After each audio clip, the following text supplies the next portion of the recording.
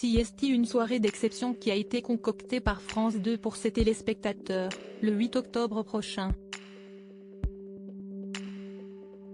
En plus des comiques préférés des Français, la chaîne a une fois de plus misé sur l'humour avec une création originale baptisée Sketch Story.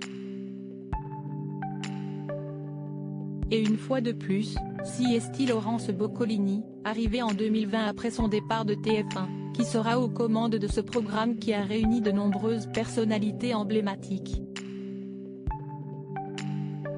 Nombreuses sont en effet les personnalités à avoir répondu positivement à l'appel de la production, Carson Prod Franck Sora, pour participer. Il faut dire que ce projet ambitieux donne envie. Elles ont eu l'opportunité de réinterpréter leurs sketchs les plus célèbres, ou ceux d'autres humoristes ou artistes, dans de courtes fictions. L'occasion pour le public de les découvrir comme ils ne les ont jamais vus. Comme vous pouvez le découvrir dans le diaporama, Muriel Robin a retrouvé, non pas son acolyte de toujours Pierre Palmade, mais Vincent de Dienne pour le sketch Le permis de conduire joué à l'origine par Pierre Palmade et Michel Larocque. Il raconte l'histoire d'un couple qui doit se rendre chez des amis pour un anniversaire. La femme prend le volant et la situation se complique rapidement, ce qui provoque des tensions. Pierre Palmade était quant à lui en duo avec Baptiste Le Caplin pour le sketch Gérard et Toinette qu'il connaît bien pour l'avoir joué avec Michel Larocque. Cette fois, les amoureux de fiction ont un dîner avec leurs amis Gérard et Toinette. Mais le mari a oublié et n'était pas du tout emballé à l'idée de les recevoir, accusant ainsi son épouse de ne pas l'avoir prévenu. Autre duo qui fera mouche à coup sûr, Liane Folly et Bernard Montiel pour le sketch L'après-dîner, de Sylvie Joly, dans lequel la femme fait bien comprendre qu'elle a passé une soirée terrible une fois en voiture avec sa moitié. Et elle n'hésite pas à critiquer à tout va des invités. De son côté, Jean-Philippe Janssen s'était associé à Anne Romanoff pour le sketch Cocktail mondain de cette dernière.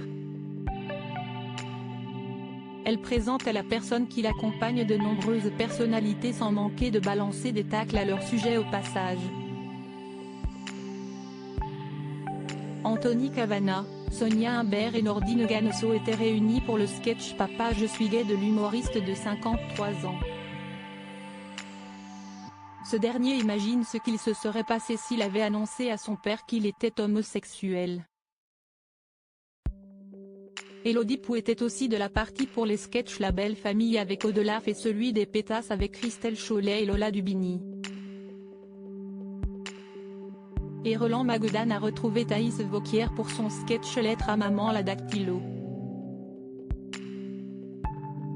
Les sketchs Le Train pour peau de chevalier et Las Palès, Les coiffeuses des chevaliers du Fiel ou Madame Sarfati, Allô la police d'Eli Kakou seront aussi mis à l'honneur. En plus des fictions, des personnalités sont montées sur la scène du Dôme de Paris pour présenter sur scène leurs sketchs les plus drôles. Laurence Boccolini a eu le plaisir de recevoir Kev Adam, Élodie Pou, Roland Magudan, Les Baudins, duo formé par Vincent Dubois et Jean-Christian Fraissinet, Les Chevaliers du Fiel, composé d'Éric Carrière et Francis Ginibre, Anthony Cavana ainsi qu'Anne Romanoff pour cette folle soirée.